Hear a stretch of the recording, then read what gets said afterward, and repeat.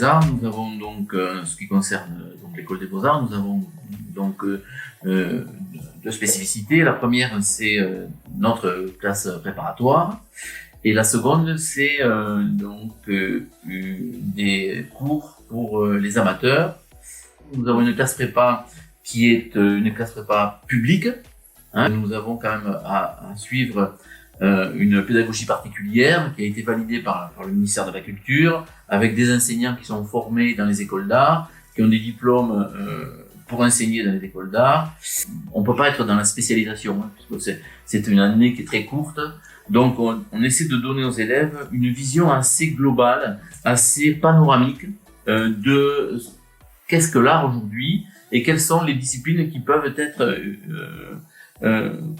qui peuvent peut-être intéresser les élèves. Voilà.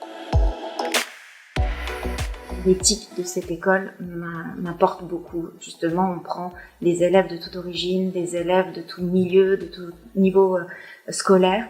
On a une particularité pour cette école, c'est que on accepte des élèves, on prend des élèves surtout à la volonté. C'est-à-dire qu'ils n'ont pas forcément le cursus déjà, ils n'ont pas fait de bac L avec option art plastique pendant 2 ans. Il y en a qui viennent de BTS cuisine, de plein d'univers différents. L'élève qui avait arrêté ses études au collège et qui maintenant est en école d'art, est en 4e année. Donc ça, c'est vraiment important pour moi de pouvoir donner cette chance en fait, la classe préparatoire, elle aide vraiment chaque personne, chaque élève à se trouver dans la direction et la voie où il veut aller. Donc c'est vraiment important pour moi, c'est ce que j'aime faire. D'ailleurs, j'aime leur montrer des outils numériques qu'ils ne connaissent pas. Je les emmène au Fab Lab de Carcassonne-Aglo chaque année. C'est voilà, on fait de la découpe numérique, de l'impression 3D. Donc moi j'aime leur montrer des choses et leur montrer que c'est pas si compliqué que ça, qu'ils peuvent le faire. J'aime beaucoup les cours de dessin, ils sont incroyables. Mais c'est parce qu'en fait les profs sont incroyables. Donc design, dessin et sculpture, j'aime beaucoup. C'est carrément ce que je préfère. Comme on est vachement libre dans tous les sujets qu'on a, comme je dis, genre, ça me guide un peu. Ça me guide sur mes choix, quoi. Puis comme les profs, c'est tous des gens qui ont un métier à côté, un peu comme à la fac. Ils savent vraiment de quoi ils parlent. Et du coup, ils ont des avis qui sont... Même s'il y en a qui sont assez tranchés, avec ce que tu as fait depuis le début de l'année, ils arrivent quand même bien à te guider, à te mettre dans une direction, dans un truc que t'aimes. Ça, tous les élèves qu'ils ont eu, comme ils font des jurys aussi, ils savent. Ils sont plus attentifs à ce que les jurys vont attendre de nous, vu qu'ils participent aussi à des jurys de temps en temps. Donc voilà, ça nous aiguille bien, quoi. On n'est pas lâché dans le vide des concours et tout. À la sortie du bac S, je me voyais pas tenter les concours des Beaux-Arts directement. Du coup, j'ai fait des prépas pour un peu toucher à tout, parce que je voulais pas me fermer, parce que je faisais surtout du dessin avant. J'avais jamais fait de peinture, en fait. Et du coup, d'arriver en prépa, ça m'a fait essayer plein de choses et découvrir plein de choses différentes et toucher à tout, ouais, c'est ça. J'avais 2 choix avant. J'hésitais entre Sète et Carcassonne, mais quand même Carcassonne, j'avais déjà passé 3 ans ici, en fait, je suivais des cours de dessin ici. Et j'aimais beaucoup, en fait, l'ambiance, le bâtiment, que c'était grand, il y avait plein de choses différentes. Et j'aimais bien aussi le fait, bon, du coup, on n'a pas pu trop en profiter, mais le fait qu'il n'y ait pas juste la prépa, en fait, ici, qu'il y ait aussi des cours amateurs moi je me souviens quand je venais en cours ici avant la prépa et qu'il n'y avait pas encore le Covid, on suivait des cours, on entendait la musique, on voyait des gens qui passaient, des gens qui faisaient du théâtre, des gens, enfin, j'aime bien le côté qui est un peu tout, qui sont mélangés et que ce soit pas destiné qu'à ça, en fait, voilà.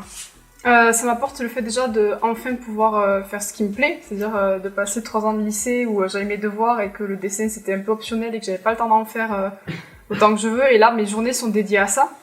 Donc ça déjà c'est super, quoi. Et ça m'apporte en fait déjà aussi d'avoir rencontré des gens qui aiment le dessin aussi et l'art. Avant je fréquentais pas des gens que ça intéressait autant, et de pouvoir être avec d'autres personnes avec qui partager sur ça, c'est vraiment un gros plus. Alors nous sommes ici à la Fabrique des Arts, qui est un haut lieu de la culture, un carrefour, vraiment un carrefour des arts, un service public de la culture. Donc notre territoire peut être fier car il reçoit environ 1300 élèves. Alors pour des pratiques amateurs, mais aussi des pratiques professionnalisantes, il y a donc des disciplines artistiques au sein du conservatoire à rayonnement départemental, avec une classe prépa musique et une classe prépa aussi danse qui va bientôt ouvrir. Et concernant aussi la cohabitation dans ce bâtiment, il y a une école des beaux-arts où il y a environ 350 élèves, dont une trentaine qui sont en classe préparatoire publique pour accéder à l'enseignement supérieur, les grandes écoles d'art. Et également la médiathèque Graines d'Art, où c'est un peu unique aussi en France, ce bâtiment donc reçoit une médiathèque qui est dédiée principalement aux arts.